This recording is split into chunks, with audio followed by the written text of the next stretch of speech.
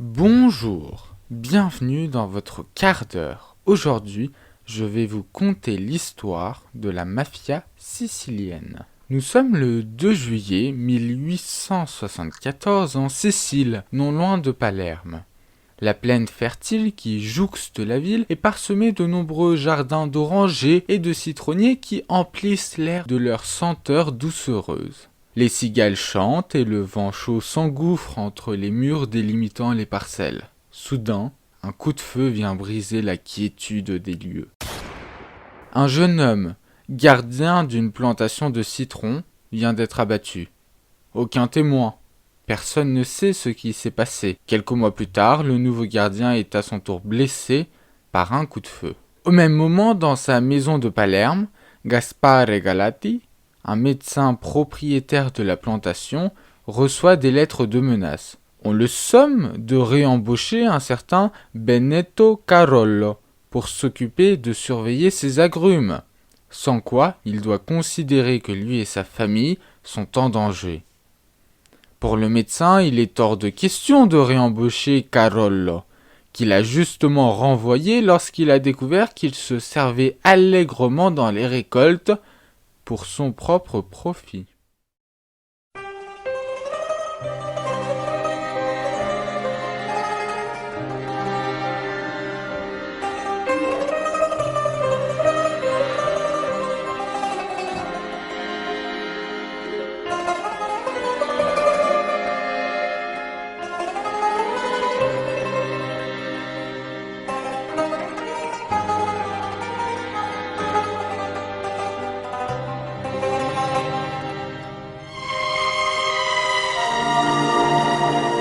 Le docteur Galati se plaint à la police, mais rien ne se passe. Les menaces continuent. Craignant pour sa sécurité, il part pour Naples avec sa famille. Galati a bien compris qu'il avait mis le doigt dans un engrenage qui le dépassait. Ses lettres envoyées au ministère de l'Intérieur n'y vont rien changer. C'est que Benedetto Carollo, le premier gardien congédié pour s'être servi dans les récoltes, vient de la petite bourgade d'Uditore. Il appartient à une cosca, sorte de groupe secret d'entraide et de soutien qui structure une bonne partie de la société rurale sicilienne. Un groupe que l'on peut considérer comme base des clans d'une mafia que l'on ne connaît pas encore sous le nom qui entrera dans la légende, Cosa Nostra. Avant de trafiquer armes et drogues à travers le monde, Cosa Nostra s'est développée en partie grâce au citron. Les origines de la mafia sont complexes et encore en partie mystérieuses, mais le terreau de sa croissance est bien celui de la Conca d'Oro, cette plaine aux portes de Palerme plantée de milliers de citronniers qui ont fait la richesse de l'aristocratie locale. Si le citron est longtemps resté un produit de luxe dédié à la parfumerie ou au plaisir de quelques élites, la découverte au milieu du XVIIIe siècle de ses effets bénéfiques contre le scorbut, maladie qui décime les marines européennes depuis la Renaissance, en a fait un produit très convoité. Au XIXe, la Sicile est la principale pourvoyeuse en agrumes pour les marines britanniques puis américaines. Les grands propriétaires de l'île investissent beaucoup dans les plantations et se créent ainsi une confortable rente qui rapporte bien plus que la vigne, les olives ou le blé traditionnellement cultivé. Une rente qu'ils veulent protéger, surtout d'autant plus dans une époque particulièrement agitée. Au long de son histoire, la Sicile a appartenu à de nombreuses puissances étrangères et n'est intégrée à l'Italie unifiée qu'en 1861. Les structures sociales héritées de la féodalité ont du mal à céder la place à un nouvel ordre étatique. Les révoltes sont nombreuses, le désordre règne et le brigandage est partout présent face à l'absence de réelle puissance publique.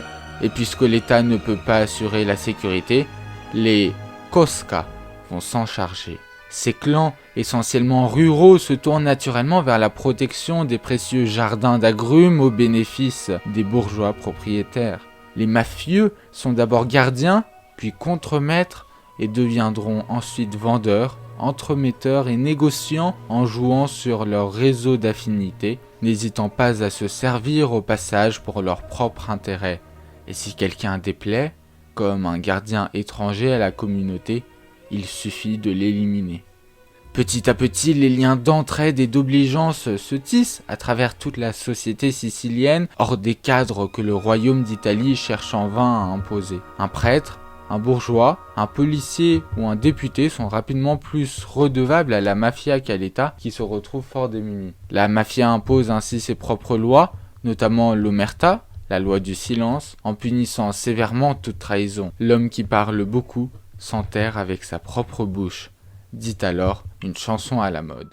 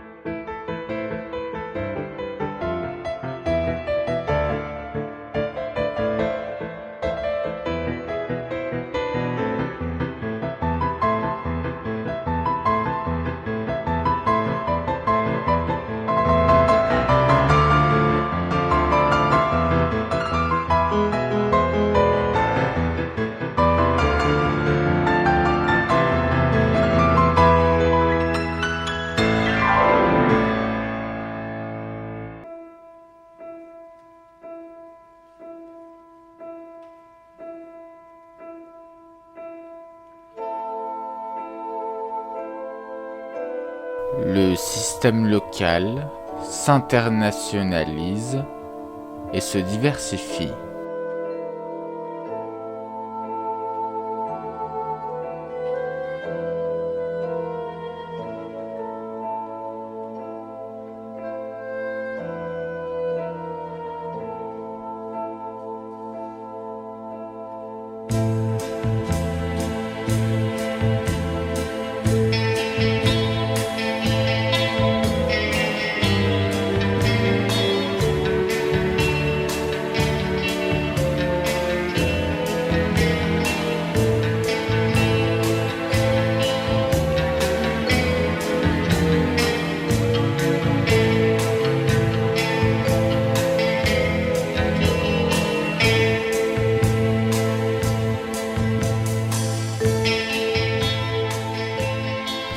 Les clans sont soudés par une éthique et des rites initiatiques teintés de magie et de religiosité. Tranquillement, l'organisation, que l'on surnommera plus tard la pieuvre, étend ses tentacules.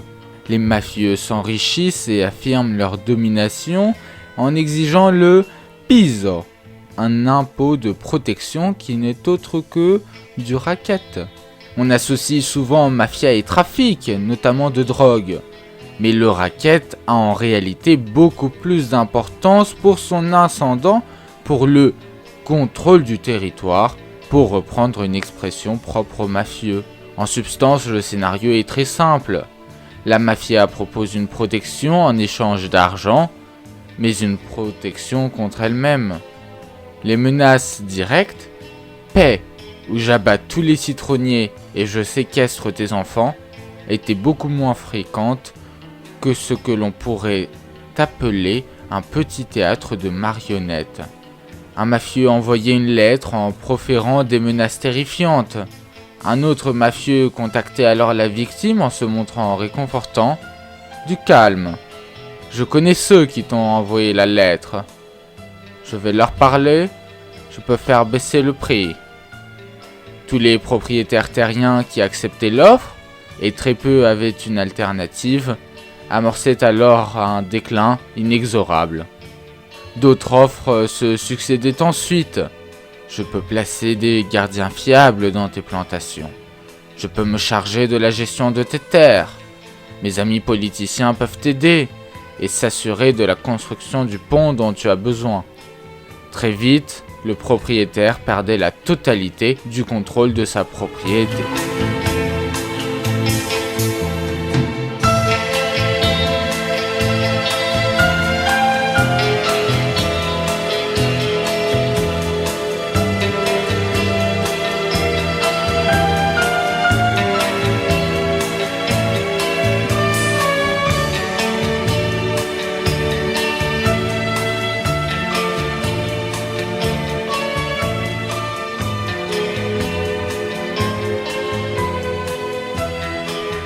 Il n'est donc pas surprenant que la méthode traditionnelle d'assassinat de la mafia du 19e ait consisté en une embuscade à l'arme à feu dans l'enceinte même des plantations de citronniers ou sur les chemins qui serpentaient entre les plantations permettaient de transporter les fruits vers la ville. Mais des luttes fratricides apparaissent vite, avec leur lot de violence qui oblige les autorités nationales à intervenir. Un premier grand procès se tient en 1901. Malgré quelques condamnations, de nombreux mafieux bénéficient de protection et peuvent donc repartir tranquillement à leurs affaires. Et les affaires vont bien. Elles prennent même de l'ampleur. Le commerce du citron n'est plus aussi juteux depuis que la Floride a développé sa propre production. Mais le soufre, très présent sur l'île et très utile à l'industrie, le devient. Une fois un pied dans le commerce international, rien de plus facile que d'y mêler la contrebande. La mafia s'internationalise. Entre 1900 et 1914, ce ne sont pas moins de 800 000 Siciliens qui émigrent aux États-Unis. Les mafieux s'y mêlent et vont pouvoir organiser des trafics illégaux sur 2 continents. L'arrivée au pouvoir de Mussolini et de son intransigeant préfet Cesare Mori semble un moment porter ses fruits. Mais on ne se débarrasse pas comme ça de la Cosa Nostra. L'organisation est si largement enracinée qu'il est compliqué de s'en prendre à ses membres sans s'en prendre à tout le monde ou sans éclabousser les autorités. Certains ont beau être arrêtés, rien ne vient gripper la machine qui se déploie au-delà des individus. Là est le secret de la réussite. Si vous coupez un tentacule à une pieuvre, il repousse. Après-guerre, l'organisation est toute puissante. Le pizzo s'abat sur quasiment tous les commerces de l'île. Rappelez-vous, c'est le fameux impôt racketté. La mafia gère le foncier, les déchets, l'urbanisme, la politique et bientôt le trafic international d'héroïne.